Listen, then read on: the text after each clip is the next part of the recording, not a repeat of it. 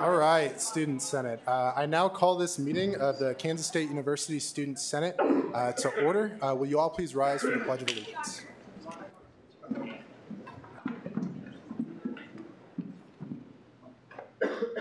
Allegiance to the flag of the United States of America and to the republic for which it stands, one nation, under God, indivisible, with liberty and justice for all.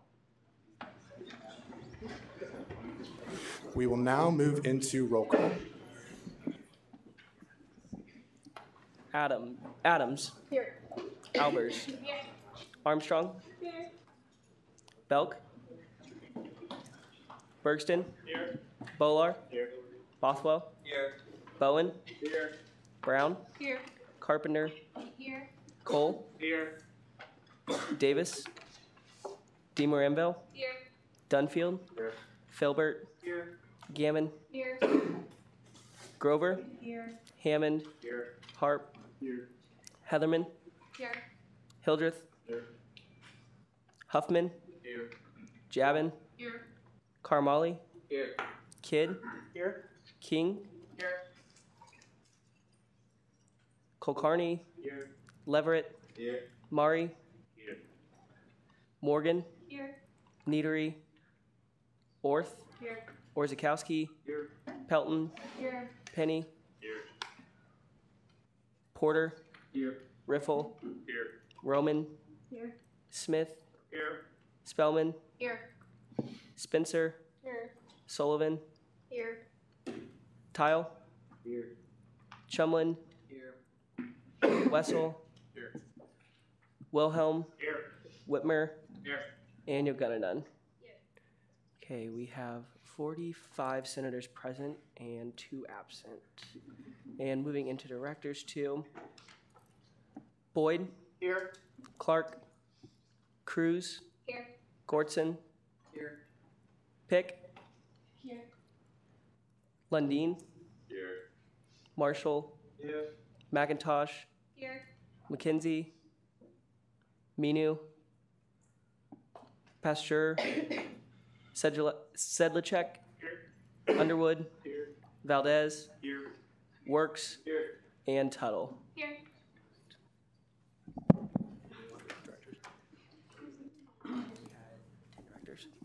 There are 10 directors present.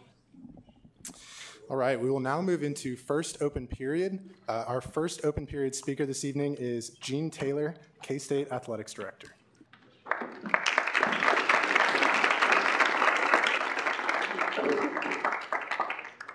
Thank you. Good evening. There we go. How's it? Thank you. Good evening for being here. I appreciate it very much. It's good to be back. My second year here at K-State, so I was here a year ago. And looking around the room, I appreciate all you do for our university. I know this is a lot of extra time and commitment beyond everything else that you have to do as a student here. So I really appreciate what you're doing. I just really want to give just kind of a little bit of a summary of last year's athletic season, and then talk a little bit about our master plan that we just released last week, a pretty significant athletic facilities master plan, and then just open up and talk a little bit about our student fee that we didn't do this year, gave it back to you. Hopefully you're utilizing that, and then just some of the programs that we're continuing to do with our students. And just so you know, I want you to understand, for athletics, our relationship with our students is critical, not only from an athletic competition and venue perspective, but with all of you. We want to make sure we can do whatever we can to help all of you and continue to move our programs forward with student relationships, and I'll talk a little bit about that. You know, last year was a fun year. Obviously, a bowl game trip to finished 8-5. At one point last year, we were 3-4. I wasn't real sure how good our football team was, and they responded and finished with 5 wins out of 6 and end up with a bowl victory over UCLA. And anytime you get a chance to not only go to a bowl but come out with a win, it's really good just for your program and for our institution as well. And then, you know, our fall sports, volleyball struggled a little bit last year. They're actually playing very, very well this year. They're going into Minnesota with a tough tournament this weekend. And then we got into the winter season, and obviously the men's basketball run to the Elite Eight was really something special last year. To make it to the Elite Eight is really, really difficult to do. And then to have a victory over Kentucky when we were down probably a couple of our best players was, I think at one point, looked like we were the 6 foot and under league out there. But it was a great win for us. It was a great run. This year's expectations for the men's team is going to be a lot different, and their ability to kind of uphold those expectations, I think, with the veteran team should be pretty good. A lot of people are talking about even going farther than the Elite Eight, but it's really, really difficult to even get as far as that. So we're expecting a great basketball season. The women's team last year made it to the Sweet 16 of the WNIT, which was a good run. And then, some of our spring sports, women's tennis had a great year last year. I think the first time in 15 years that they made the NCAA tournament and actually won a match. And then our women's track team winning the outdoor track championship, Big 12 track championship back-to-back is really difficult to do as well. And they were able to do it back-to-back years. And our men actually had a very good year last year in outdoor track as well. They finished last the year before and then finished in third place this year, or last year. So it was a good year competitively. Financially, we're one of only 8 institutions in America that is completely self-funded. Our budget last year finished out at about $76 million, and we managed to balance that budget and actually carry over a surplus into this year. This year, our budget runs about $82 million, and again, we're actually the only in-state school that is completely self-funded, and so that's really difficult to do, but we're very, very proud of that from an athletic perspective, and be able to continue to move that forward is always going to be something that's going to be one of our goals. Obviously, this weekend is Fort Riley Day at our football game. That's a pretty special relationship we have with Fort Riley, not only in athletics, but across campus as well. We've got a lot of programming with Fort Riley, with the soldiers out there. Each one of our athletic teams has a relationship with a company out there, and they do various physical training exercises. But to be able to honor our men and women in the military, particularly the Big Red One, is pretty special, and we always look forward to that. As I mentioned last week, we announced a pretty significant facility master plan. One of the goals that I got when I established when I got here was to really meet with all of our staff, and I met with every one of our staff members individually and a lot of donors my first year. And the message to me was, what do we need to do from a facilities perspective and moving our program forward? And so we sat down with all of our coaches and staff, and we brought in an architect out of Kansas City by a group called HOK. And they put together a pretty significant plan, started in January, and we just released it last week. And it encompasses all of our sports. There's not a sport that's not touched in the master plan. We showed some highlights to various groups this past week, from the President's Cabinet to our Development Foundation to our Board of Trustees. The President will actually show it to our Board of Regents next week. But it's a $211 million facility master plan. It includes things like a new football indoor facility, taking our current indoor facility and turning that into our indoor track, taking our women's volleyball program and moving there to a competition venue over by Bramlage, adding next to that a Olympic sport athletic training and strength and conditioning area, a golf clubhouse for our men and women's golf team out at Colbert Hills.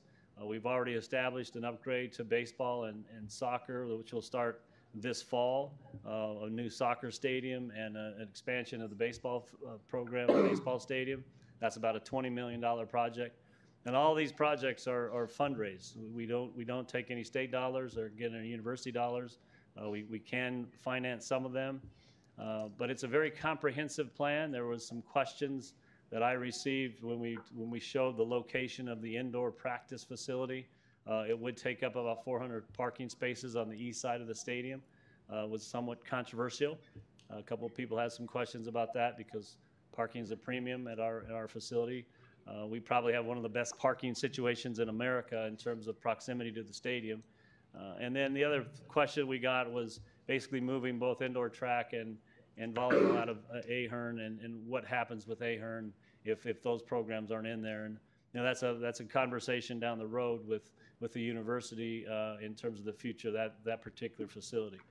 But we're very, very excited about it. The feedback the feedback that I received was very positive, probably 95% positive. They liked the complete nature of the plan in terms of the comprehensiveness.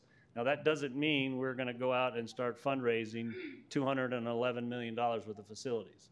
This really is about a 10 to 15-year plan that over time will concentrate on a priority within that facility plan and go out and raise money for that. We don't have that priority set yet.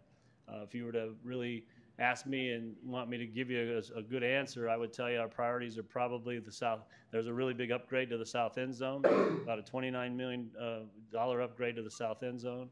The volleyball athletic Olympic training center is about a $30 million project, and the indoor football facility, new indoor football facility, is about a $25 million project. Those would be our priorities because we could really impact a lot of our student athletes and create a good fan experience as well. So we'll get into that. If you have questions, I'm happy to.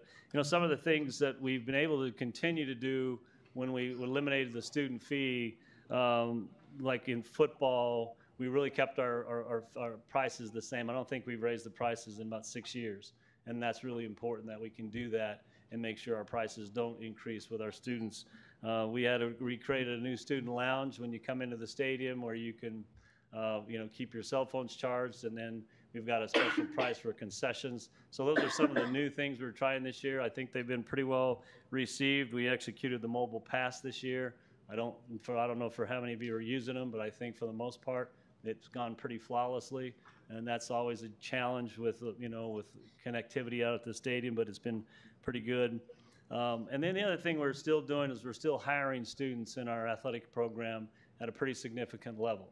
We're spending about $1 million on student services in terms of hiring students at our events, workers in the athletic department. So again, our commitment is to continue to do that as much as we can. As we go forward again this year, obviously looking for some great successes. We hired a new baseball coach. Pete Hughes came to us from the University of Georgia, and then we hired a new tennis coach. Jordan was our assistant, and we elevated him to the head tennis coach. So really looking forward to an exciting year. A lot of good things going on in athletics. Again, very proud of the fact that we are a self-funded athletic program, one of 8 in the country. We are probably one of the lowest budgets in the Big 12. We are probably 9th out of 10 in the Big 12 in terms of operational budget, but we're also a very efficient athletic program in terms of how we manage those dollars. Our donors are very understanding of that, and they help us out significantly as well. So with that, I'm happy to open up to any questions that you may have about anything you want to know during my time, a lot of time. So anybody have any questions? There's always got to be one or two. But. Are there any questions for Athletics Director Taylor?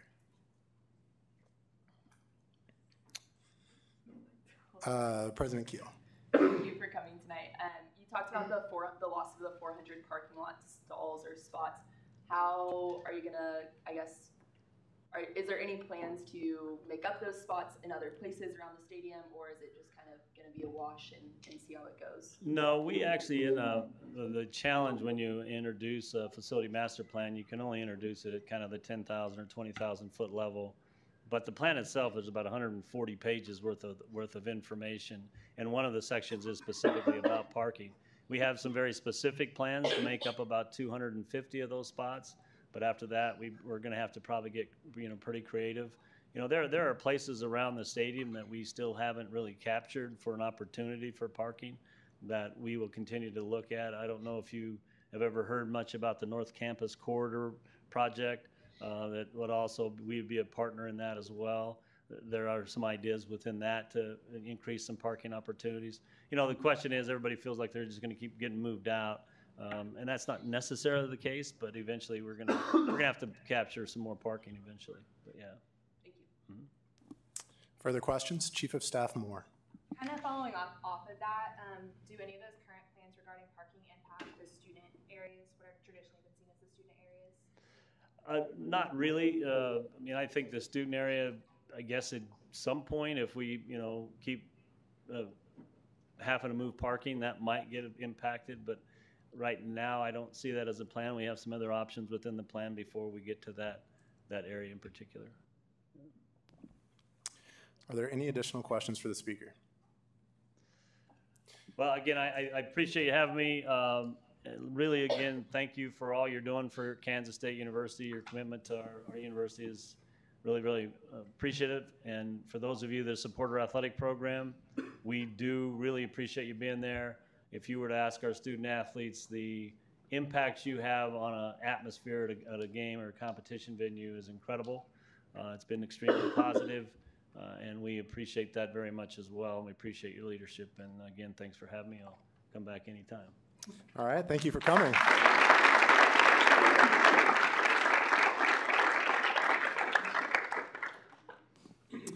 Are there any further open period speakers? All right, seeing none, we will now move into the approval of the minutes. Is there a motion to approve the minutes? Coordinator Bothwell. I move that we approve the minutes. Second. It's been moved and seconded that we approve the minutes. Are there any objections? Seeing none, the minutes are approved. Now we'll move into announcements for the week. First, the 2018-2019 SGA Elections Commissioner application is due Thursday, September 13th, tonight at 10 p.m. We strongly encourage you to apply if you're interested in this opportunity. The link to the application is provided. Second, we will be discussing tuition and fees strategies committee nominations during College Caucus time this evening. College Caucus leaders have all those applications and will lead the review of those applications tonight. We ask that you have nominations submitted to Jordan Keel and I by tomorrow at 5 p.m. Proxies, if you're going to be absent, as always, please fill out the proxy form. Our SGA members of the week this week are Chair Haley Spellman and Chair Shelby Carpenter for all of their help checking in interns for our first intern meeting last week. So if we could give them a round of applause.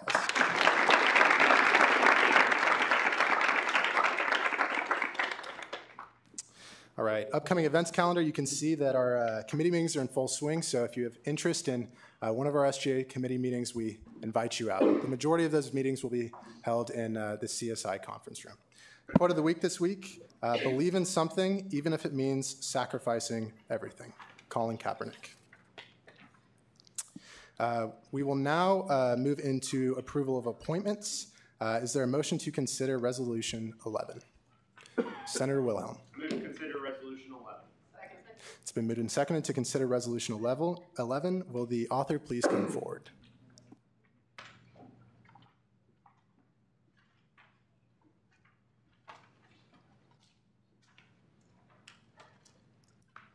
Resolution 18-1911, approval of new Senate senators by Senate Operations Committee.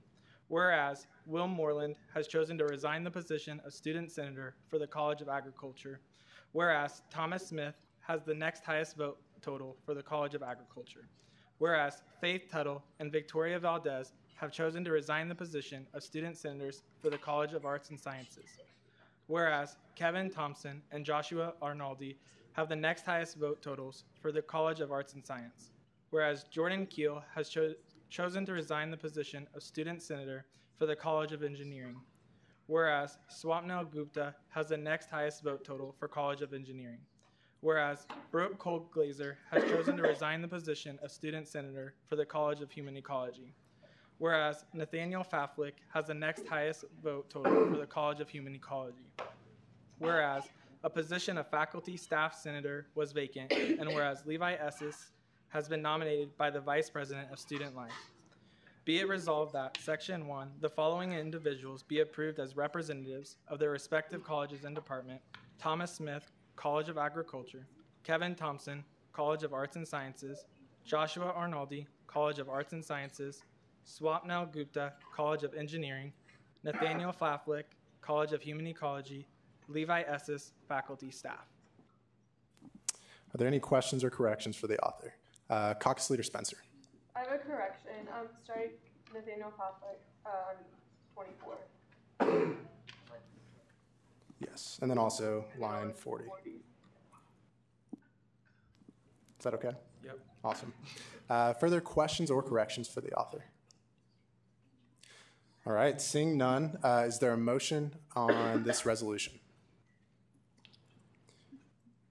Is there a motion to approve this resolution unanimously? Senator Albers. I move to approve the motion unanimously.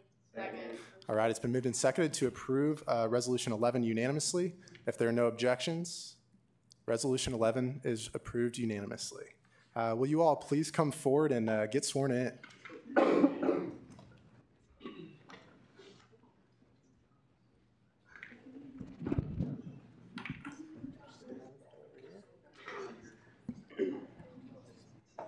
All right, if you could please raise your right hand, and I'll read a statement, and then after, please say I do. I do solemnly swear that I will faithfully execute the office of Senator and will, to the best of my ability, preserve, protect, and defend the Constitution of the Kansas State University Student Governing Association. All right, if you could introduce yourself with your name, job title / major, hometown, and your favorite smell.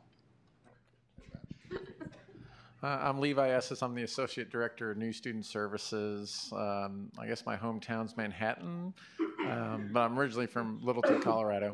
My favorite smell, by far, is barbecue. My name is Kevin Thompson. I am a sophomore in... I'm open options, sorry. I'm from Shawnee, Kansas, and my favorite smell is Tom Ford Tuscan Leather Cologne. My name is Joshua Arnoldi. I am a senior in music composition. I'm originally from Downs, Kansas, and my favorite smell is cinnamon. Hi, everyone. My name is Swap. I'm from Overland Park, Kansas. I'm a computer engineering major, and my favorite smell is mint. Hi, I'm Thomas Smith. I'm from McPherson, Kansas. I am a sophomore in Ag Econ with a specialty in global food systems leadership, and my favorite smell is April showers. If we could give our new senators a round of applause.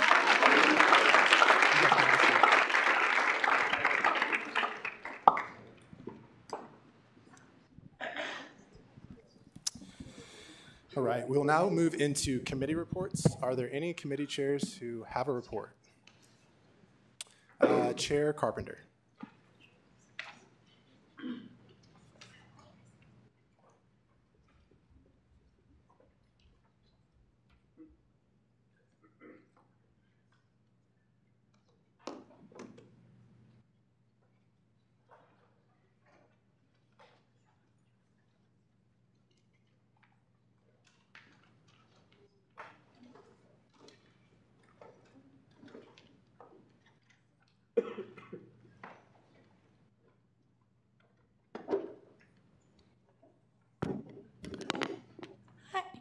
Hi, can you guys hear me okay?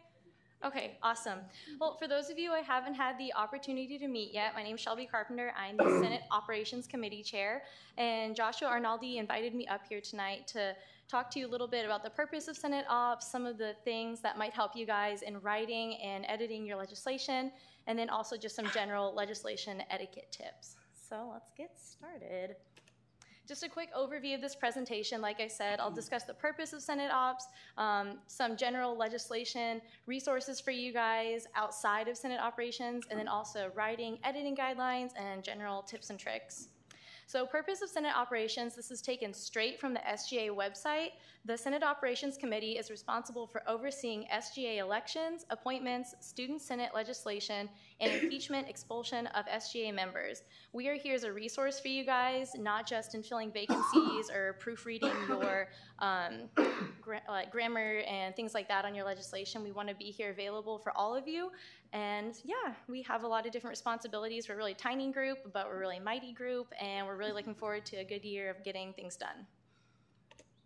Legislation. All legislation is due Monday at 3 p.m. When is it due? What day? Monday. What time? 3 p.m. Perfect. Thank you. And where does it go? These are the steps that you can follow to submit your legislation to Senate Ops. So first, you're going to go to OrgSync. You can follow along if you want while I'm speaking, or you can just listen to the oral instructions. OrgSync, you'll log in with your campus ID. You'll go to membership up in the top corner, and you'll click the little drop-down menu, and you'll click on Student Governing Association. And then from there, you will go to the Student Governing Association page, and then you will click on Files. It's one of the tabs in like the middle menu bar. And then after you click Files, you'll click on Legislation, and then right at the top of the legislation file, there is a Submit to Senate Ops file. And then on the right-hand side, it might be left, I don't really know. On the side, there is a green button that says Add New File. That's where you'll add your document so you can submit it to Senate Operations. We will proofread your legislation and edit changes according to our guidelines and style standards. We're not here to make a lot of content changes to your documents. We're here just to oversee the professional and polished outcome of your documents. So don't worry, we're not going to add in any sections or take out a bunch of lines and completely change the meaning of your legislation. That's not our purpose. We're here to make sure that it is legible and it makes sense and it flows correctly and is formatted correctly. So when it's filed and completed, it will be good to go. Writing and editing guidelines. So we follow AP style with all of our legislation. For those of you who went to a traditional like K through 12 educational like background, you were probably told that MLA is the only style for written communication, the only way to write a research paper.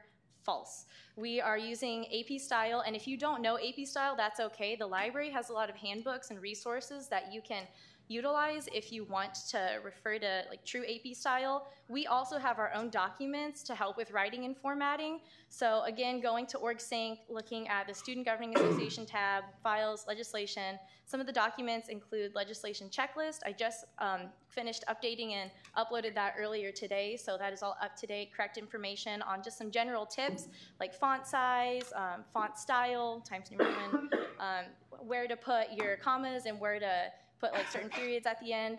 We also have our SGA style guide. At the beginning, there's a lot of proofreading marks. That really doesn't pertain to you guys. That's more for Senate operations. But there's a lot of other really handy tips and tricks. It's like a 50-page document. I don't expect any of you to know that information by heart, but it is a really handy resource to refer to while you're going through your legislation. Also, the template for writing a bill and a template for a resolution. You can also find those there, and I highly encourage all of you to download at least the templates for legislation documents. Do you have any questions so far? No? Good? Okay, cool. Continued writing and editing guidelines. The Oxford comma. So just by show of hands, don't look at the screen. How many of you know what the Oxford comma is? Yeah? Okay. It's the final comma in the list of things, so lions, tigers, and bears. Oh my. That yellow little highlight there kind of covers the comma. That's the Oxford comma. It would be separating that final thing, then the and the most recent, like the second to last thing in the list. Don't use it. No, leave it at home. It's used on your own time. We don't use it here. Your K through 12 education, like I kind of referenced earlier, is probably ingrained to you that the Oxford comma is super, super important, and you have to use it. And as an educator, I agree, but you aren't going to use it in SGA. There's no place for that here. AP style does not include the Oxford comma, so when in doubt, just leave it out. Any questions? No. And then some general tips and tricks when writing legislation. Don't be afraid to collaborate with others, not necessarily collaborating in content or as an author. You don't have to co-write all your legislation. Don't be afraid to write stuff on your own, but also don't be afraid to ask questions with your peers. You can reach out to myself or other Senate Ops members, people who are in your college, people outside of your college. That's one really cool thing about SGA, I think, is we're all coming together for a collective purpose of inclusivity and problem solving. So by utilizing your peers, collaborating with others, having them look over legislation before you send it to Senate Ops, those are all really awesome things. I highly encourage you to do that. Refer to the style guide and checklist. Like I said, I don't expect any of you to know that information by heart, but it's definitely a helpful resource. So please use those. And also be gracious with yourself. You're not robots. I'm not a robot. We're going to make mistakes. We're just trying to make as few mistakes as possible. But every now and then, if you throw in an Oxford comma or you spell something wrong, like that's okay. No one's going to be upset with you. And then when presenting or debating legislation, take a deep breath. You can do it. It's not that scary. Cody did a great job earlier up here. And just know that you're talking about things or you're sharing information that most of us already know because we all read the agenda right when Ryan sends it out. Yeah. So don't be nervous. It's totally okay. And just a quick tip, if it really does concern you coming up here presenting legislation, maybe look at the back of the room, like over everyone's head, so you're not making direct eye contact with individuals. Just a little tip. And then also, just to quote my grandma, sometimes it's not what you say, but how you say it. And when you come up and you're debating legislation, presenting legislation, it's not always the words that you're expressing, but it can definitely be your body language and your tone. So please keep that in mind when you are taking to the podium to discuss any legislation or make any announcements. We really want to uphold our air of professionalism and respect and civility here. So by continuing to do that, not just with our word choice, but with our actions, we'll have a great year. All right, now, so if anyone has any questions, I'd be more than happy to answer those right now. Are there any questions for Chair Carpenter? All right, seeing none. No? Okay, well, if you guys would like to stop by Senate Operations, we meet Monday nights at 8 p.m. in the CSI conference room. If you can't make it or you have a question that comes to you later, that's my email. And yeah, I would love to chat with any of you. So thanks, that's all I have. All right, thanks, Shelby. Are there any additional committee chair reports? Chair Spellman.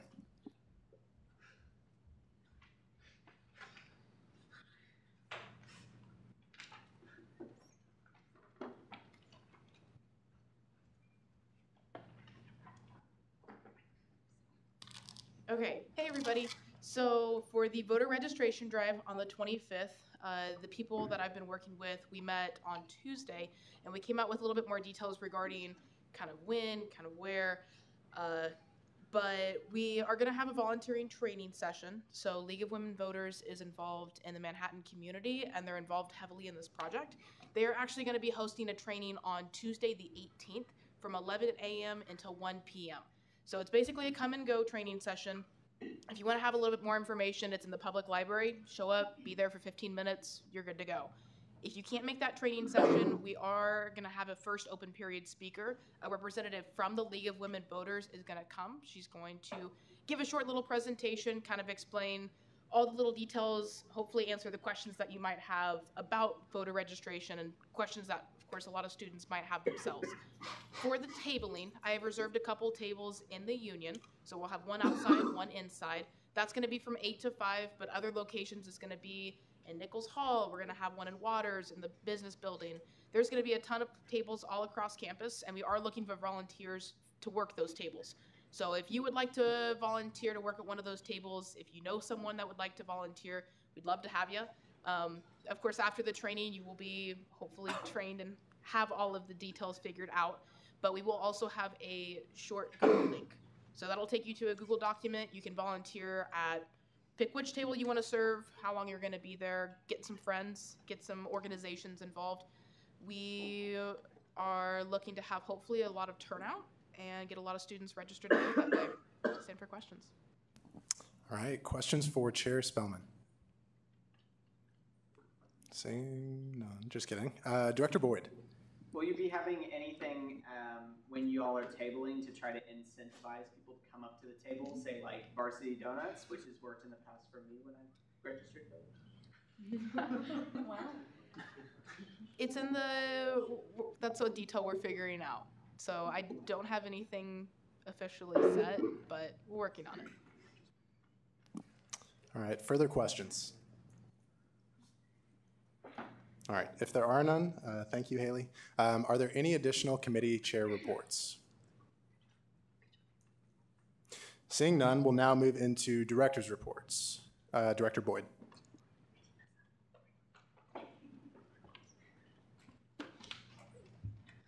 Hello, everybody. So tonight was the last night for the canned food drive competition that we were doing. I'm going to count them, both what the Collegian raised and what we raised tomorrow morning, and send out results. Now, I did send out an email earlier today, so if by chance you brought anything tonight, just let me know, and I can collect them afterwards. Additionally, if you didn't get a chance to bring in anything but still would like to contribute, for every $5 donated, that's 2 points. So if you didn't bring any cans or anything but still want to give, I'll take some cash as well to add to the SGA's totals. Yeah, I'll send out an email tomorrow. Beyond that, I don't have anything else. Stand for questions. Questions for Director Boyd. President Keel. Will you take Venmo? It's okay if not. I can go to the bank. Ooh, how about we I don't know how I'd... Just say no. It's okay. Yeah, no. Further questions? All right, seeing none, are there any additional directors' reports? Vice President Pitts.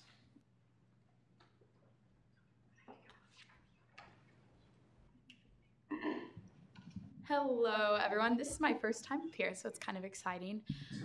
So Senator Kidd and I serve on the classroom committee, and so for those of you who aren't familiar with it, it's a certain amount of funds allocated by SGA in partnership with administration and several others that goes towards renovating classrooms on campus. And tomorrow we make our final decision of which classrooms we want to redo. I'm sure you all have strong feelings about your own courses and renovations on campus, but we are hoping to get the best input possible and really make it really beautiful in the upcoming years for students. So Marcus and I wanted to do a poll kind of the style of classrooms you would all want to see renovated. So right now, the committee's deciding between lecture hall or like the small recitation courses you take that hold like 30 students in them. So I'm going to ask for a raise of hands. So for those of you who would rather a lecture hall get renovated, what, Marcus? Come here, Marcus. I'll just say my seat, but I guess to provide some context, the reason why Lisa and I thought a poll would be good, in our committee discussions over the summer, the pros and cons to renovating a lecture hall versus the pros and cons to renovating a classroom. One of the things about renovating a lecture hall is that while more students can benefit from that, it costs like $1 million. Versus renovating a smaller classroom, it's like not $1 million. So with limited funds and shrinking budgets, that's just something that kind of came into effect that we just wanted to bring to this body to get input. Yeah, so Marcus is a little bit better at clarifying because I'm a little bit more nervous to be up here than I thought I would be. So thank you, Marcus, for clarifying that. So for those of you who would rather renovate, Miranda? Sorry, one more clarification question. So it's going to be one classroom either way. It's not going to be multiple small classrooms. It's going to be one small or one big. No.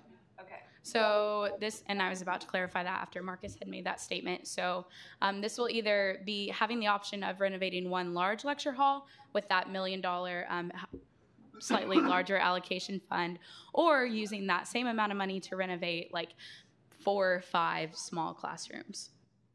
Would you say that's right? Yeah.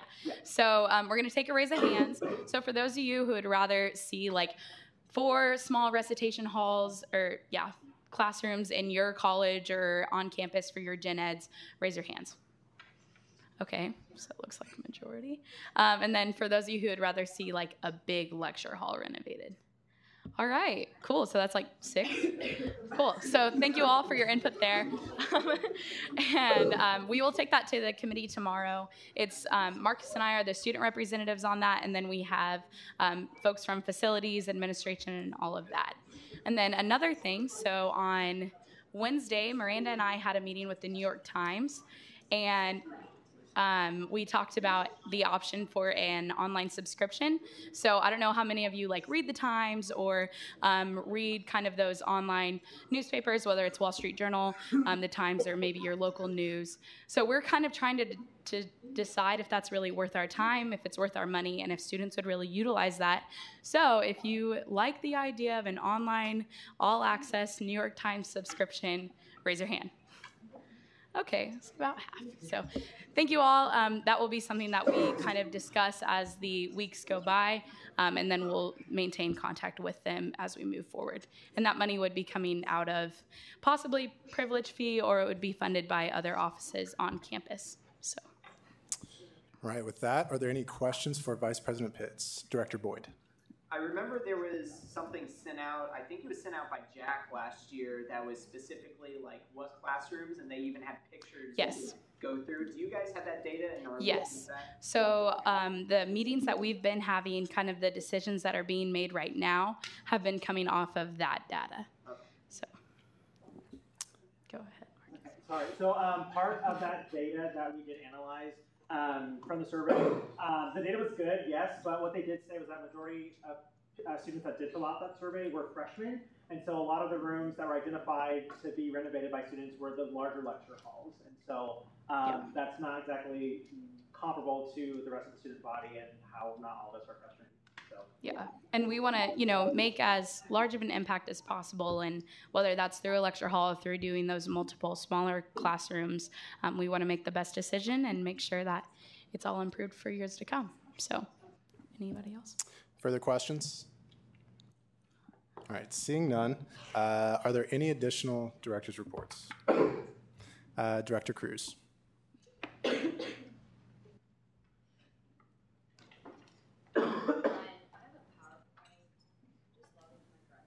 Yeah.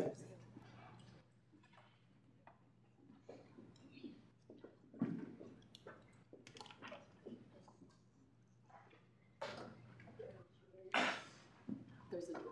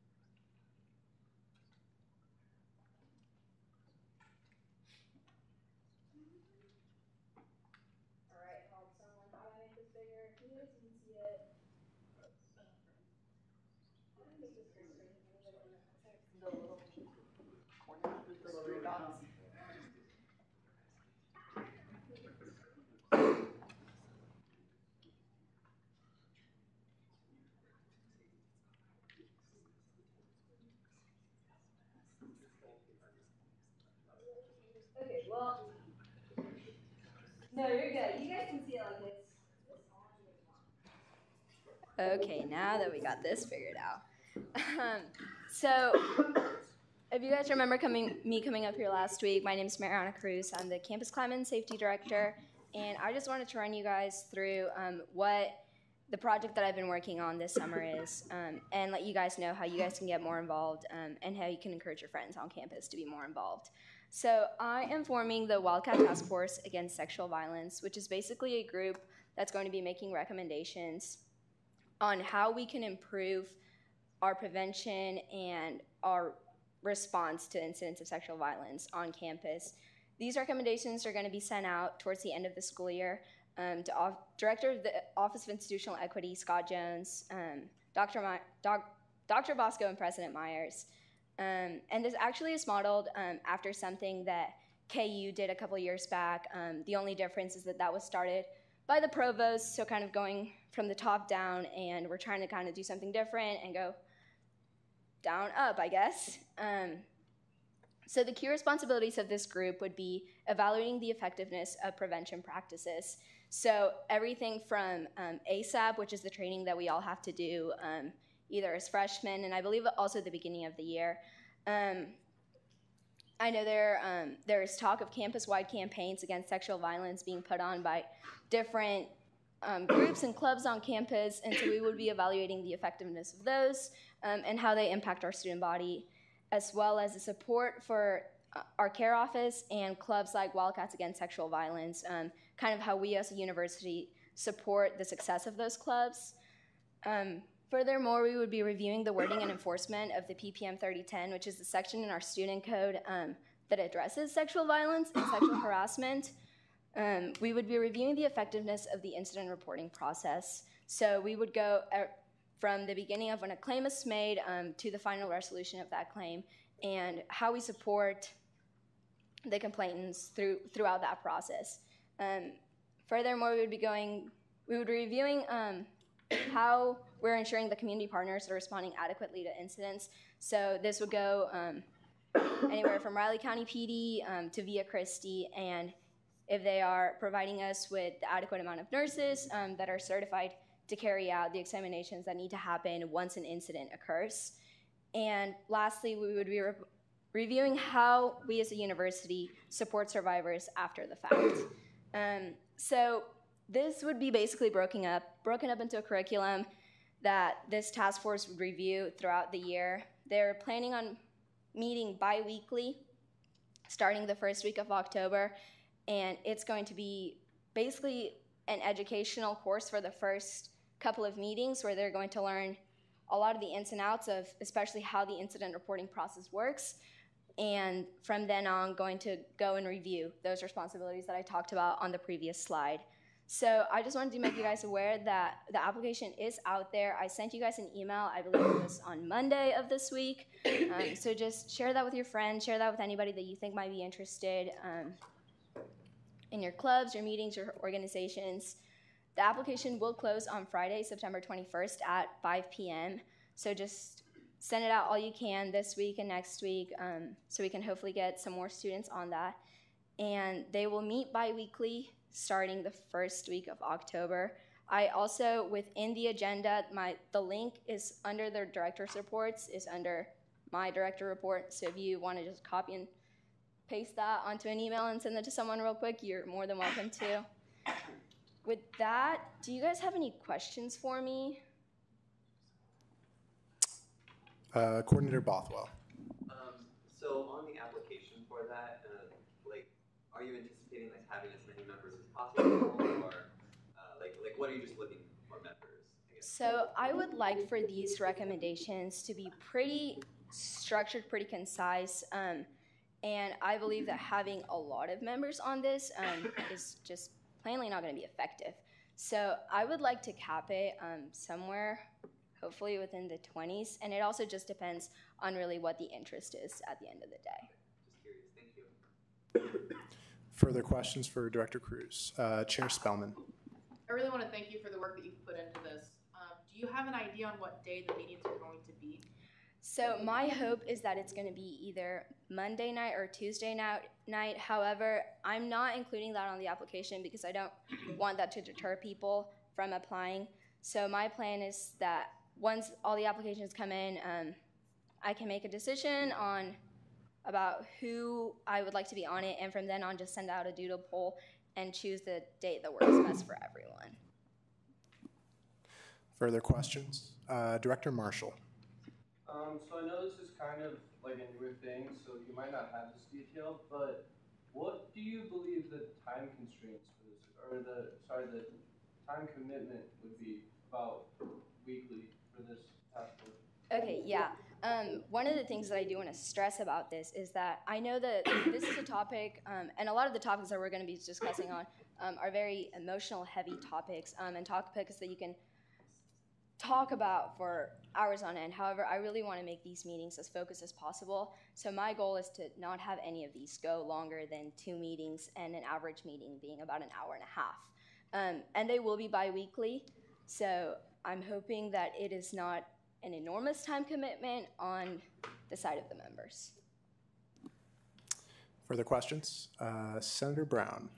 Is there any way that you're marketing this to students other than SGA? Yeah, so I'm planning on getting this sent out through the listserv for club presidents and things like that.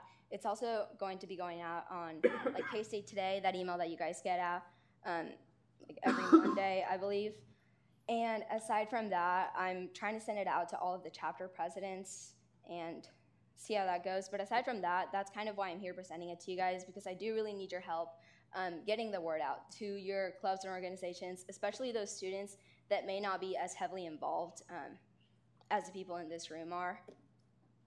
Thank you. Are there any additional questions for Director Cruz? All right, seeing none, thank you. Are there any additional director's reports? Director Valdez.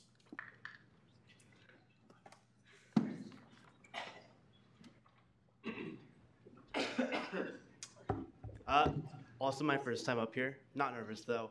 I just want to give a quick update on what I'm doing because I've been pretty busy, and I feel like you guys should all know the cool things that are going to be happening on campus. If you don't know, first of all, the hellfire affected more than just books because all of K-State's servers are in the basement of the library. If you know anything about computers and water, they do not mix. So yeah, that was bad. But they're up and running now, obviously, because we have services, and they have a backup plan in case they go out again. So yeah, that's pretty cool. I really want to thank like everybody that works in technology. They worked for like 72 hours straight, just like getting it up and running. They worked through a technology conference, like sitting there working on their computers, trying to get everything up and running in the summer.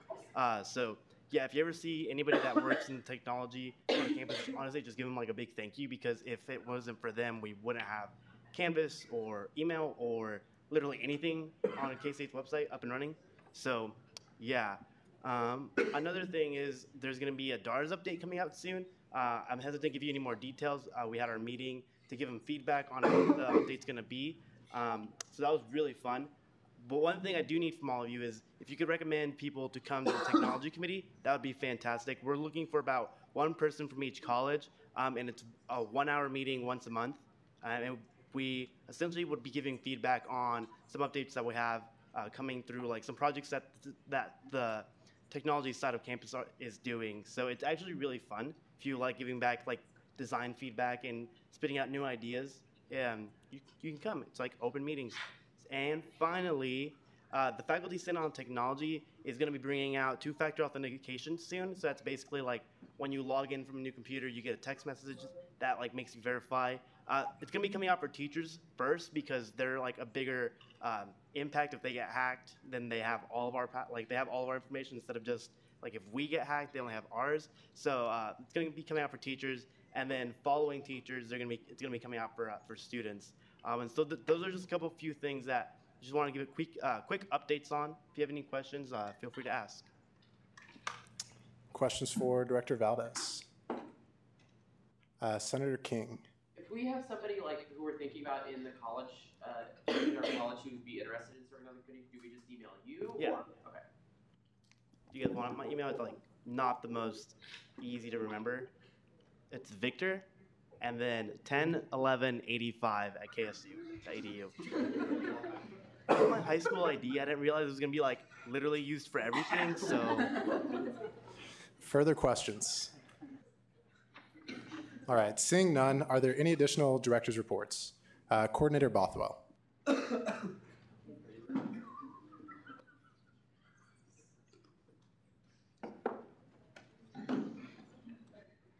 Hey guys, just a quick update on the intern program.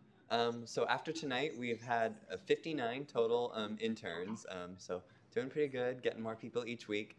Again, a push for a mentor. If you're interested in being an SGA mentor in the coming weeks, please let us know. We only need like 5 or 6 more, so if you haven't said yes, please do it. Even if you feel like you're new to SGA and have no experience, that's okay. You're basically just going to be an SGA buddy.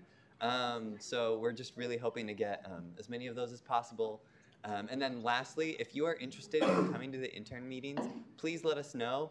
I've had some people contact me asking to come because they just want to learn more about SGA in general, and the intern meetings are a great way to do that. So if you just want to sit in, they're really fun. Ryan, Josh, Jordan, Jansen, I'm trying to think, Haley, they all stayed tonight. I hope it was really fun and they all liked it. Also, can all the interns in the room please raise their hand just so everyone knows where you guys are? Awesome. So we've got a fair amount of interns who stayed tonight. Yeah, so that's pretty fun.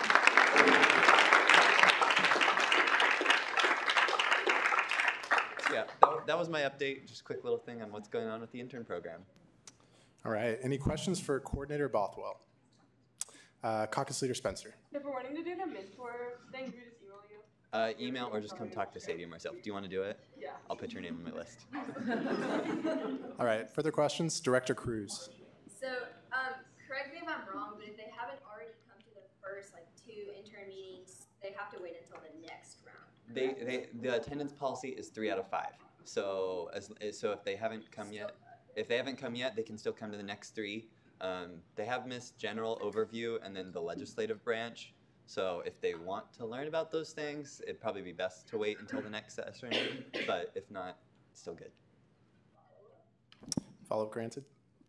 When is the next session? It's October 25th. Is that right, Sadie? 18th. Okay, sorry. Further questions? Director Pick. Will all the meetings be at 5:45? Yep, 5:45 in this room. Are there any additional questions for Coordinator Bothwell? All right, seeing none, are there any additional director's reports? Director McIntosh.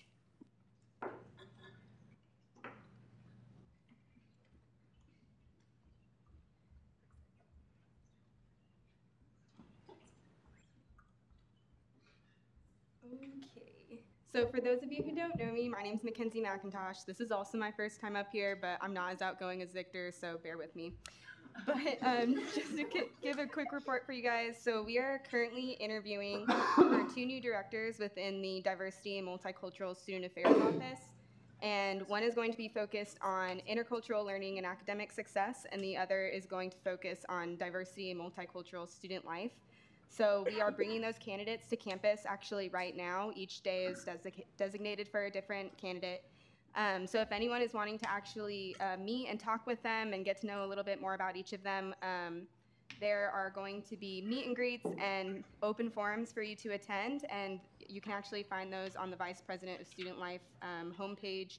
If you click on the Employment tab, there's going to be information about each of the candidates, what they're applying for, videos for their open forums, and then even a survey if you wanted to give any feedback for that candidate.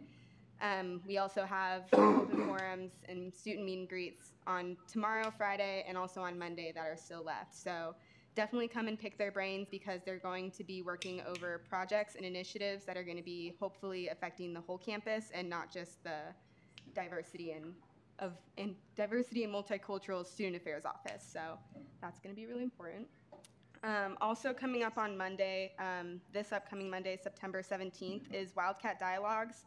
I know you guys already heard about it because I sent you an email, so hopefully you read through that. But it's going to be from 7 to 9 o'clock in the Union. It's still not too late to sign up if you're wanting to be a facilitator, a volunteer, or even RSVP to join in the discussion yourself. So it would be really cool to even see a lot of upperclassmen in those discussions because I think it would kind of help move them along. But yeah, kind of try to attend those if you can. And then we're also, progress is being made towards KS Unite, which is on October 9th, and also towards the Multicultural Student Center. So once more logistics get passed on those, we'll be bringing you guys more updates. So any questions? All right, any questions for Director McIntosh? Seeing none, are there any additional director's reports? President Keel.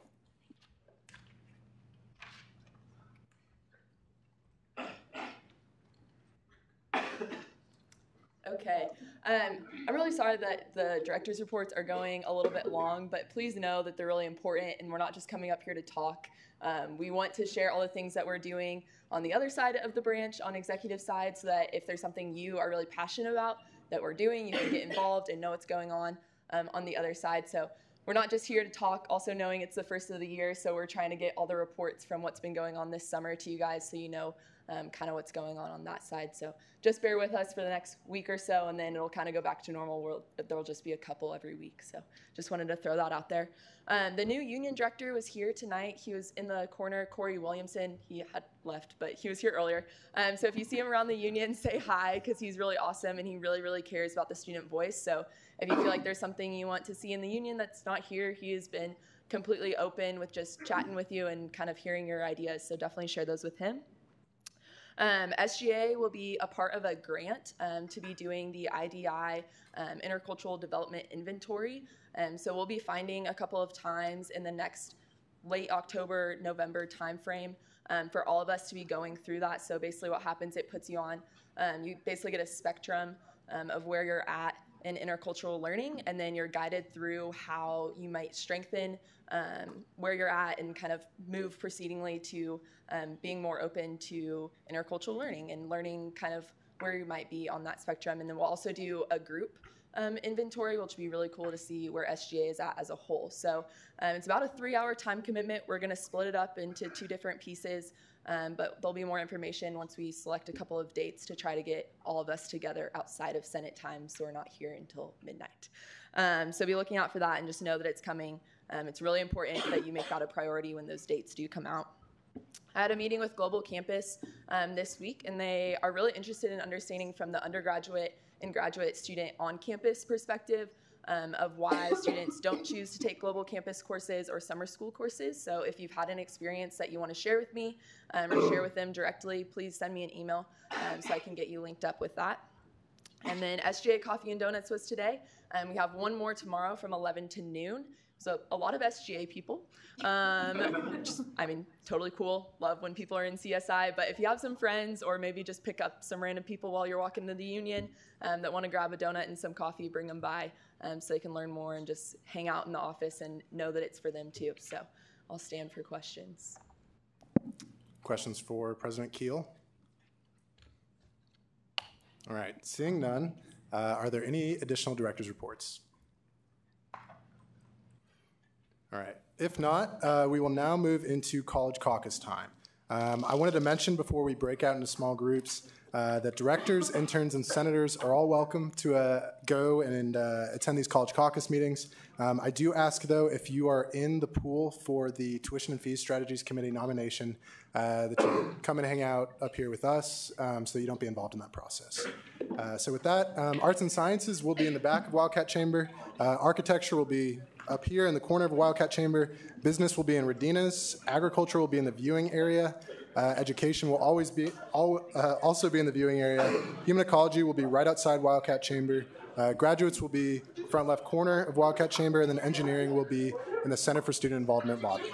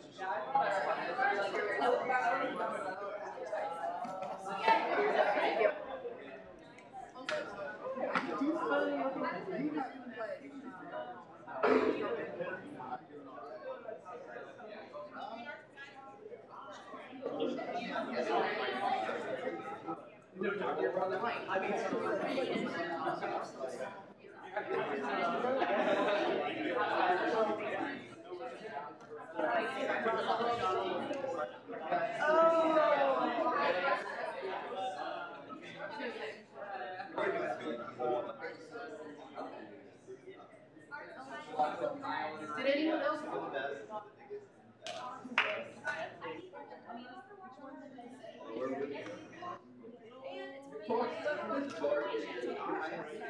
Yeah, I saw it too. Yeah, it worked. Y'all gonna hang out with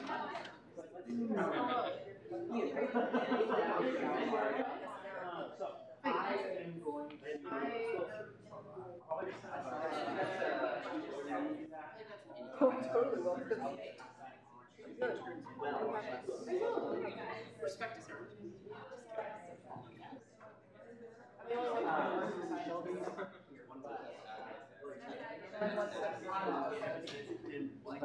We are still in the process of figuring out what.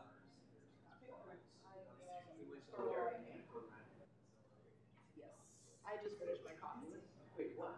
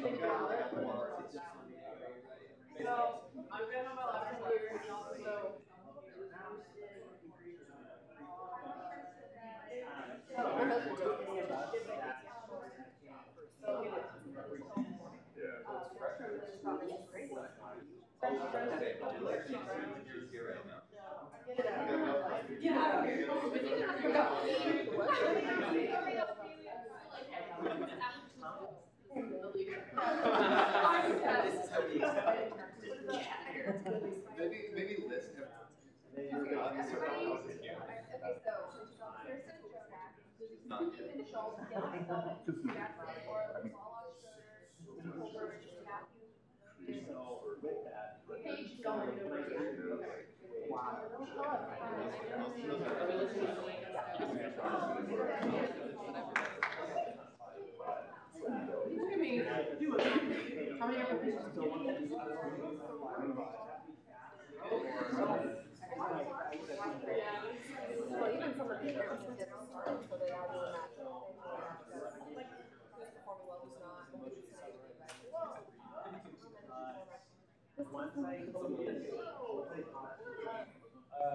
I haven't gotten mine yet, but yeah, we are working on it. I don't know.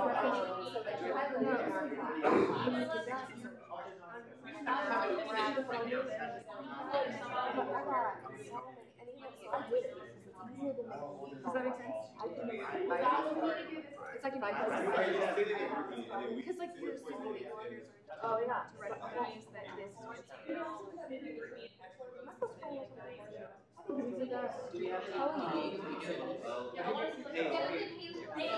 so I just need to have like an AP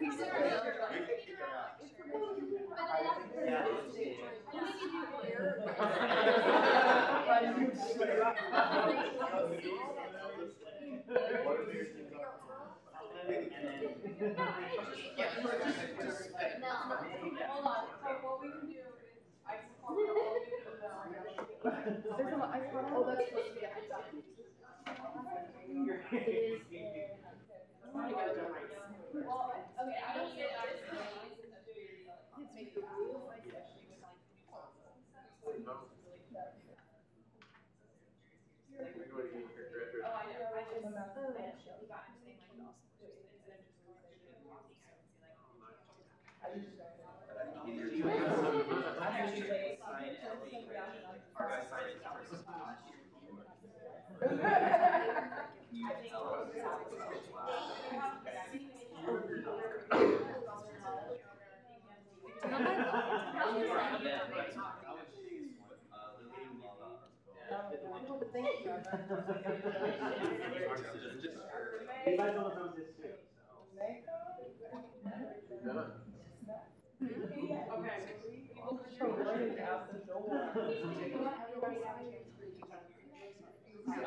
No, you're fine. So you down.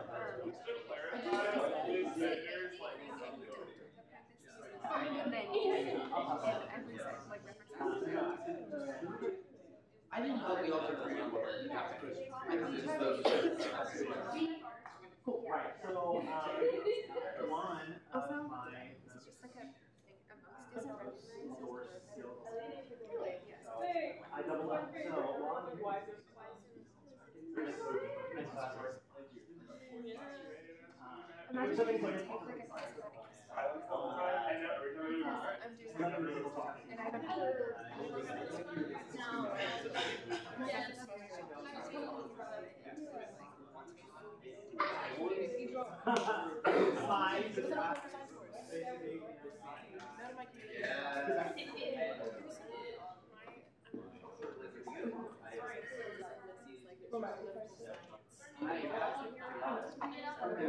I don't think you can make it.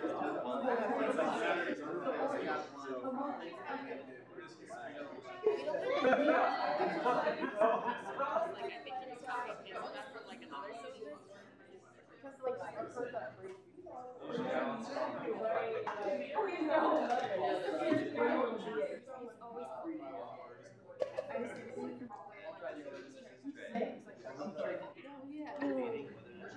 was like at the very beginning.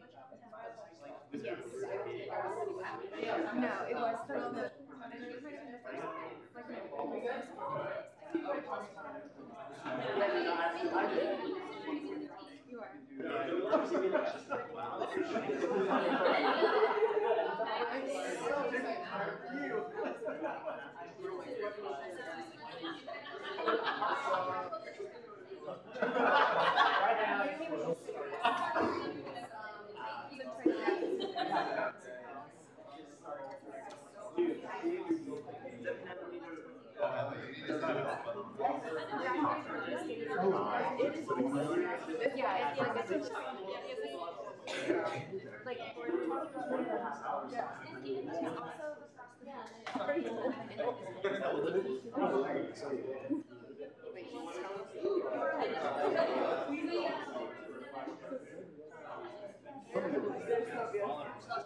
You're sick.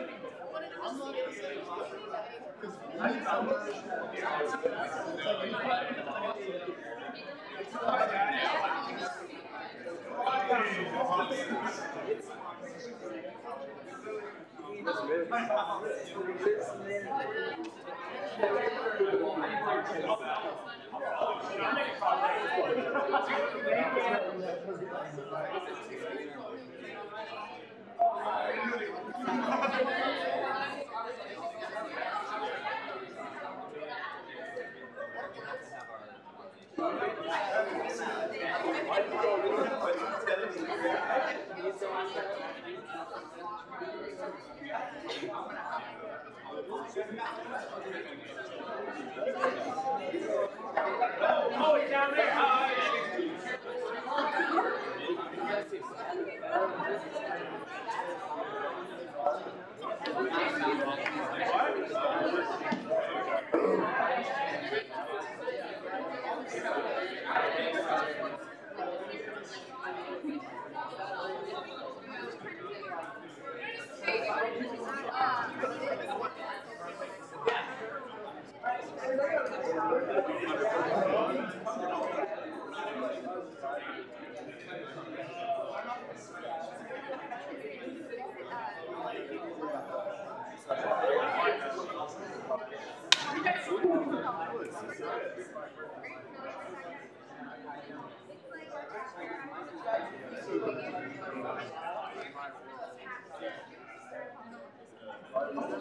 I know.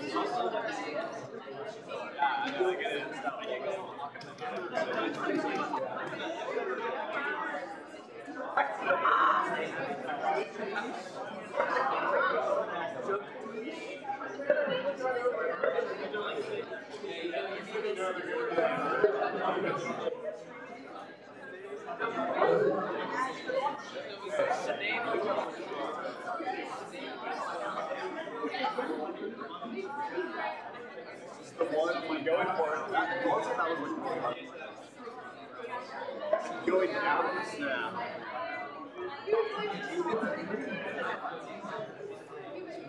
I'm excited.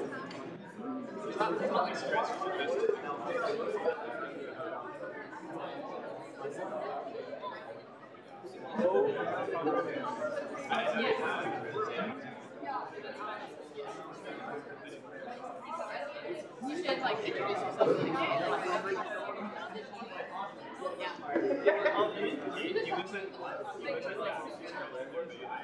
I'll think it let us work.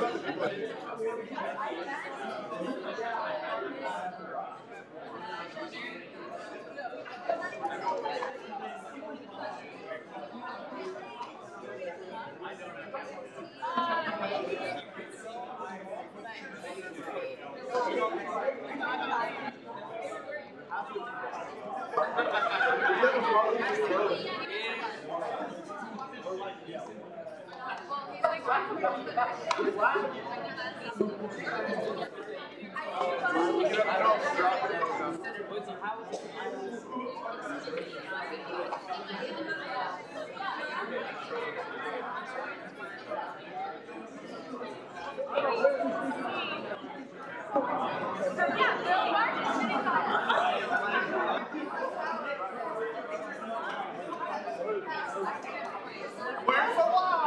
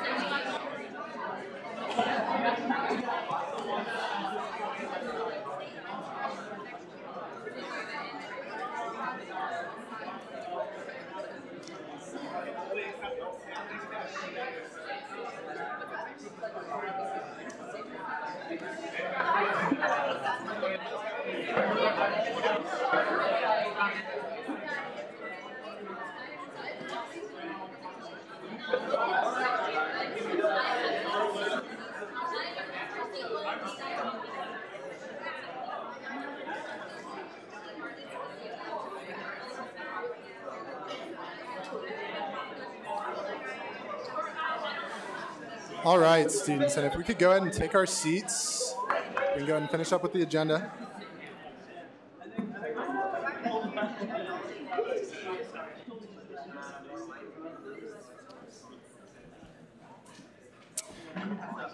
I want to take this opportunity to remind you all that these nominations are due tomorrow to Jordan Keel and I at 5 p.m. So thank you. We'll now move into final action. Resolution 18-1909, call for a bipartisan farm bill in order to protect SNAP. Will the author please come forward?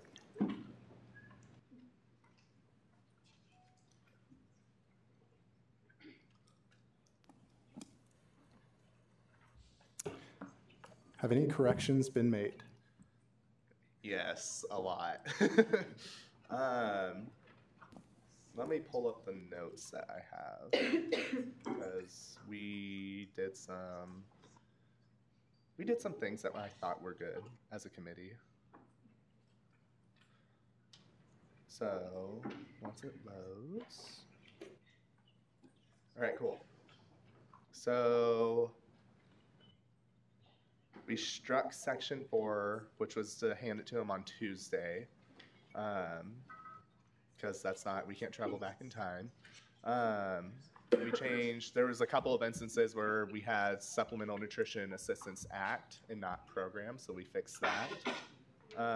We added a whereas clause on lines 35 and 36 for Riley County specifically, because we don't have exact statistics for K-State itself. So that's the best idea that we can get for SNAP statistics here. We did a lot of verbiage changes throughout the bill as well. Like on line 8, we changed we added previously known as food stamps. We struck on line 22 the taking care of others. We flipped the order of Senator Roberts and Senator Moran to reflect seniority.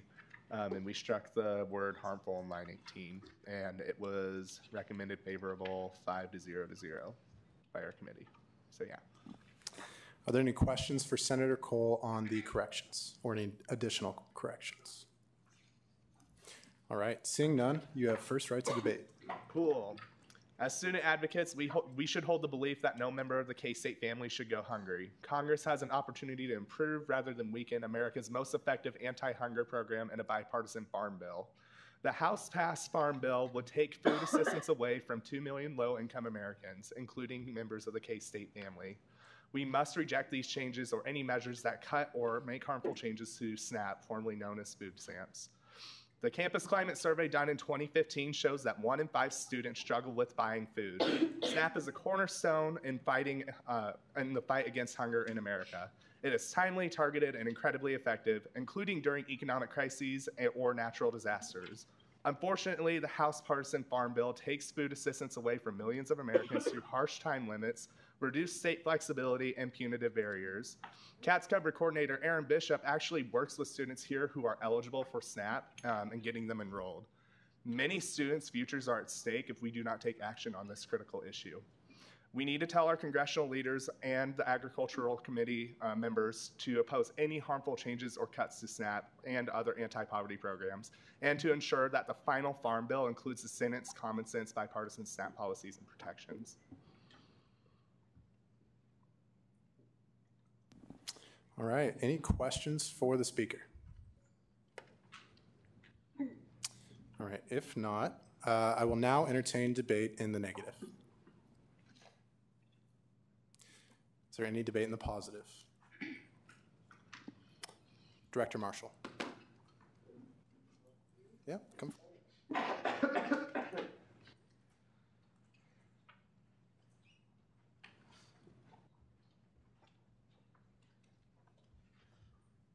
Hi guys.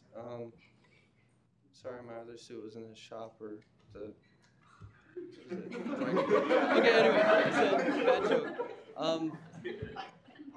I'm not a really professional person, I guess, so I'm just gonna keep it real with you guys. Basically, people who eat food do better in school, and I think that's really important, especially if, like, our role as SGA is to ensure that our students not only can perform in class, but make sure that they can perform to the best of their ability, to keep our retention rates high, to make sure that kids have the energy to come to class. Having enough food prevents sickness. It keeps us all happy. Makes us one of the happiest campuses in the United States, which we are, which is awesome. But in order to maintain that, we need to make sure that a lot of our students who don't have a lot of money can still eat. That's all I have to say about that. So.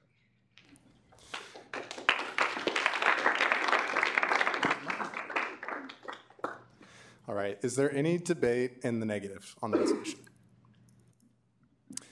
Is there any debate in the positives? Any debate at all? If not, is there a motion? Is there a motion to approve this resolution unanimously? Senator Leverett. I move that we pass this motion resolved by unanimously. Second.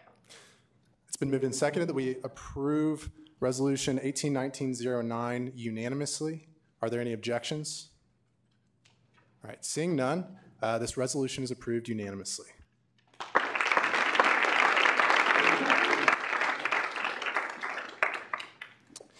With that, we will now move into introduction of legislation.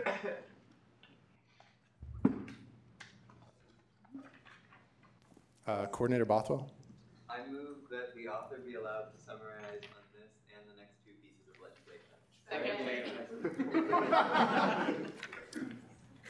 It has been moved and seconded to allow the author to summarize on the next three bills. Are there any objections? Seeing none, we will let that happen. Is there a motion to consider Bill 7? Is it 7? Yeah, 7. 7? Senator King. I move to consider Bill 7. Second. All right. Will the author please go ahead?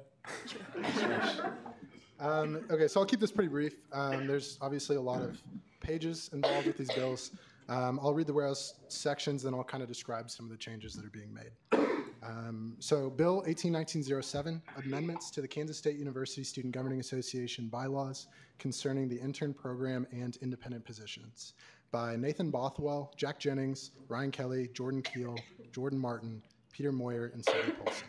Whereas the Kansas State University Student Governing Association treasurer position has been the only position independent of a branch before this year. Whereas the new KSUSGA Communications Director is a position that also operates independent of the KSUSGA branch. Whereas the KSUSGA bylaws do not have an article that adequately provides organization and standardization for these independent positions. Whereas this new article provides a standardized structure for the two existing KSUSGA independent positions and for additional independent positions in the future. Whereas the previous Student Senate Intern Program is now the SGA Intern Program, necessitating an organizational change to accommodate for the transition from the legislative branch to existing independent of a branch. And whereas an article specific to the SGA Intern Program better reflects its independence of a branch and critical importance to the function of KSUSGA. And whereas the intern coordinator shall be subject to the same application, selection, appointment, review, and removal process as other independent positions. So you can kind of flip through and see some of the changes that are being made. We are removing the duties of the SGA intern coordinators as well as the Senate Intern Program itself from the legislative branch section of the bylaws, and we are creating an Article 6 in the bylaws to house both the intern coordinators and the intern program. So this way we're moving from the Student Senate Intern Program to the SGA-wide intern program. In addition to that, we are adding an Article 7, independent positions, kind of like I talked about in the whereas clauses. And essentially what this does is it sets up a list of standards and policies that each of our independent positions have to follow. So before, you can kind of see in the legislation, we had one article for the treasurer, which didn't really allow for us to add other positions like the SGA Communications Director. So this change kind of lets us be flexible moving forward and add positions like these to our bylaws. So I'd love to stand for any questions. Are there any questions for the author? Seeing none, this legislation will be referred to the Senate Executive Committee. Is there a motion to consider Bill 8? Intern Coordinator Bothwell. I move that we consider Bill 8. Will the author please come forward? Of course. Bill 18-1908, amendments to the Kansas State University Student Governing Association Constitution concerning the intern program and independent positions. Whereas the Student Senate intern program is now the SGA intern program, necessitating an organizational change to accommodate for the transition from the legislative branch to existing independent of a branch. Yeah, it's similar to the whereas clauses on the previous bill. This one is a little bit different. Similar in the sense that we're now removing the intern coordinators from the responsibilities of the legislative branch. So the difference is that the Constitution, there's not an article for independent positions or the intern program itself. So we're taking these responsibilities and we're moving them to that same article in the bylaws for the intern program. So love to stand for any questions. Are there any questions for the author or corrections? Seeing none, this legislation will be referred to the Senate Operations Committee. Is there a motion to consider Bill 9? Senator Spencer. A motion Congressman to Spencer. consider Bill 9. Second. It has been moved and seconded. Will the author of Bill 9 please come forward? Yes, so this bill now is changing our statutes. The only thing here that's changing is that line on 38, lines 38 and 39 that talks about the attendance requirement for interns. So again, we're moving from the Student Senate intern program to the SGA intern program. Previously, interns were required to come to at least half of Senate meetings, but now since we're focusing more on other branches and not just the legislative branch, we're making this change to allow more flexibility and allow those interns to go where they want to go and not have to go to Senate if that's not what they want to do. Are there any questions or corrections for the author about Bill 9? Seeing none, Bill 9 will be referred to the Senate Operations Committee.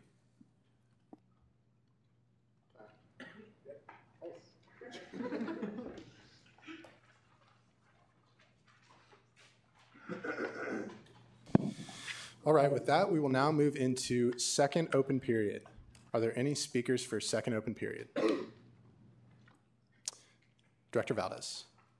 One thing I forgot to mention about the technology committee, you don't actually need any technology experience. It's honestly to be preferred if you don't have any technology experience because you have a different way of looking at technology than someone like me who's a big nerd. So, yeah, doesn't matter if you know what HTTP stands for or if you don't know how to use a mouse. Honestly, please come. It's all open. Any questions for Director Valdez? All right, seeing none, are there any additional second open period speakers? Director Sedlacek.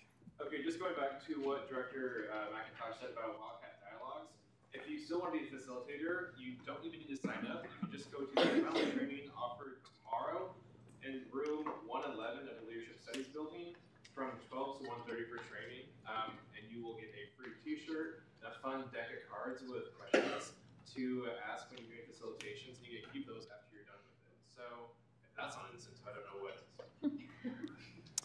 Any questions for Director Sedlacek? Senator Cole. Gordon, what room did you say it was? 111. Okay, sure, you just changed it to 127. Good to know. All right, that will be room 127. Further second open period speakers. Director Marshall. Do facilitators need any prior experience with like multicultural movement? So yeah, so to answer that question, so no, you do not. That's what the training tomorrow will cover. It's a nice depth training that give you some resources to be able to refer back to as well. Are there any more questions for Director Sedlacek? All right. If not, are there any more second open period speakers? Coordinator Bothwell.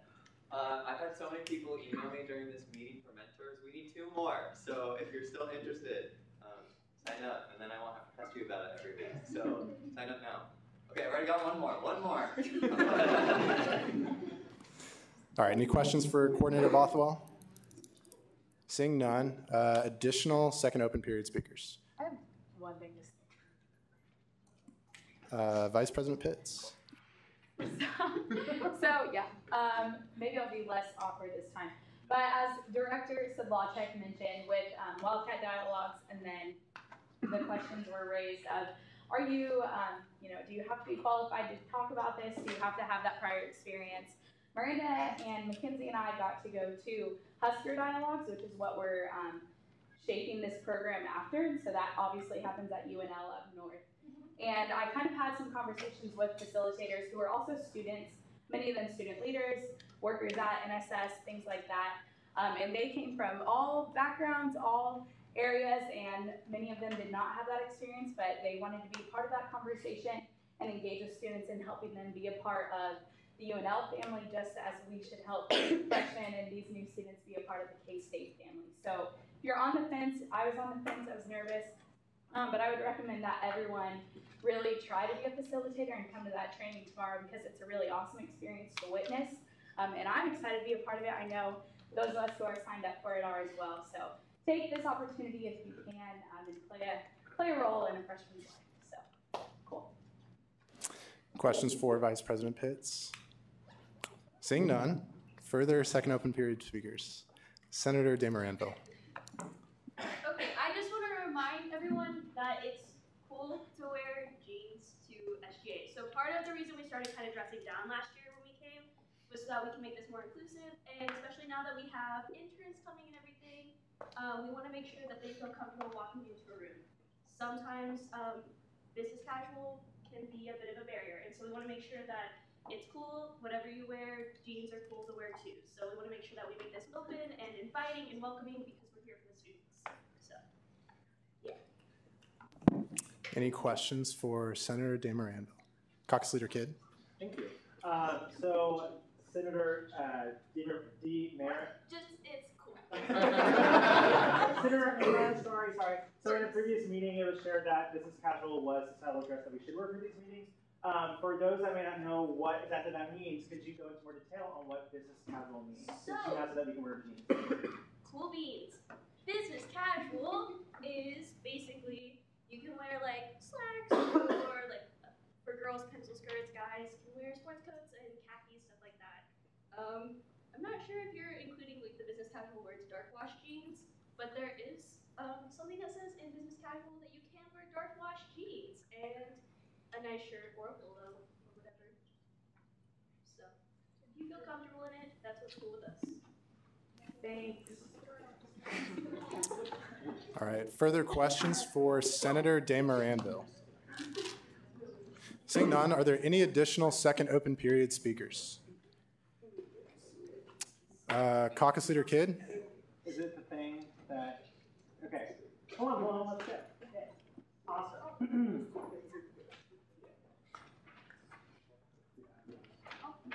Yeah, I'll follow you. Hey guys, what's up? Guess who's back? Back again. We are. All right, guys. Hope you guys are all having a fine evening. We're almost out of here. So we are all a part of the KS Unite committee. Woo! Round 2. So yeah. So KS Unite will be a little bit different from last year. Kind of the same concept, but we wanted to incorporate the sessions that we had last year. So we've been thinking about sessions a lot. I know that Marcus kind of asked you guys a little bit last Senate about if you guys had any ideas, because obviously there's a lot of topics that we can cover that are important, especially with the incoming class that just came in. But some of the sessions we have in mind are campus safety, the KSBN book. I think that could be a very important conversation to have, especially because the author is coming next semester. Freedom of speech is another topic that we've considered. Talking about the Multicultural Center, a first-generation student workshop, kind of going off of Wildcat Dialogues as well, which will be next week, another reminder. But yeah, that's kind of something that we talked about as far as having the sessions.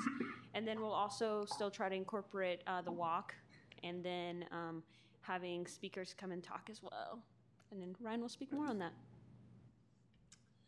Yeah, so we had a meeting today where we kind of finalized our outline for the day, kind of what things are going to look like. So we wanted to bring that straight to you guys. So sorry if this is a little disjointed. So as Paloma mentioned, we're going to have conversations, workshops, both in the morning and in the evening. 10 to 10:45, there will be a session, and then from 11 to 11:45, there will also be a session. So all those sessions that Paloma mentioned, those are going to be offered during those morning sessions. And then they're also going to be mirrored in the evening. So whatever you wanted to go to in the morning, you can go to in the evening. So I kind of want to talk about what's going to happen after classes are canceled. So your last class of the day will be 12:45. Every class after that will be canceled. Still waiting to hear whether or not labs will be exempt from that. So we'll keep you updated on that. So at noon, the plan is to kind of gather in the union as you get out of class, as you're kind of waiting to go to KS Unite. We'll gather in the union in your respective student groups, with your friends, with whoever, and then right at about 1:15, we'll start walking just like we did last year to the Memorial Stadium. So that's the biggest difference is we're not going to Anderson Lawn, we're going to the Memorial Stadium. I'll go real briefly through some of the presentations. So we're going to have a welcome from our very own student body president. And then we're going to move into some comments from our university president, Richard Myers. We're going to hear the State of Diversity address from Dr. Brian Samuel, our new Chief Diversity and Inclusion Officer. And then we'll move into some presentations by students speaking to their experiences at K-State. And then the final speaker, our keynote speaker, will be Dr. Bernard Franklin, who's going to join us one last time, I guess. And he'll come back. And then, like I said, after that, we're going to have those evening sessions that will be the same substance that we had in the morning. Yes.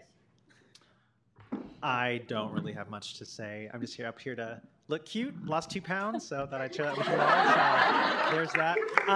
But no.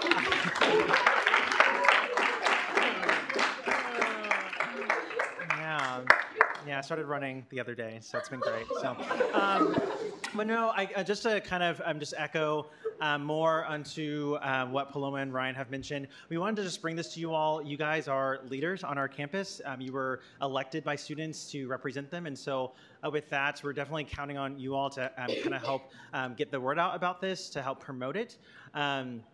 I know that in relation to the topic of diversity and inclusion, we're all at different stages and what we understand about that. And so what we really, again, just need from you all is just to help just communicate information to your constituents, just to help promote it. Again, it's on October 9th of Homecoming Week. And so in order for this to work, I believe that students are really the big driving force behind that. So yeah, are there any questions? Any questions for the KS Unite Planning Committee group? All right, seeing none, thank you guys. 2 pounds, yeah.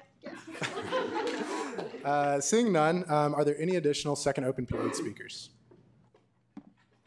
All right, if not, we will move into second roll call. Adams? Here. Albers? Here. Armstrong? Here. Bergston? Here. Bolar? Bothwell? Here. Bowen? Here. Brown? Here. Carpenter? Here. Cole? Here. Davis? DeMoranville? Here. Dunfield? Here. Filbert? Here. Gammon? Here. Grover? Here. Hammond? Here. Harp? Heatherman? Here. Hildreth? Here. Huffman? Here. Javin? Here. Carmali? Here. Kidd? Here. King? Here. Kulkarni? Here. Leverett? Here. Mari? Here. Morgan? Here. Neatery? Orth? Here. Orzakowski? Here. Pelton? Here. Penny? Here. Porter? Here. Riffle? Here. Roman? Here. Smith? Spellman? Here. Spencer? Here. Sullivan? Here. Tile? Chumlin? Here. Wessel? Here. Wilhelm? Here. Whitmer? Here. Yoganna Dunn? Yes. And then the new senators. Arnaldi? Here. Esses? Here. Gupta? And Thompson. Here. There are 48 senators present. All right, is there a motion to adjourn? Caucus Leader Heatherman. If you guys could please be quiet for just 2 seconds. I move to adjourn this meeting until September 20th, same time, same place. It's been moved and seconded that we adjourn, same time, same place. Any objections? All right, seeing none, we are adjourned.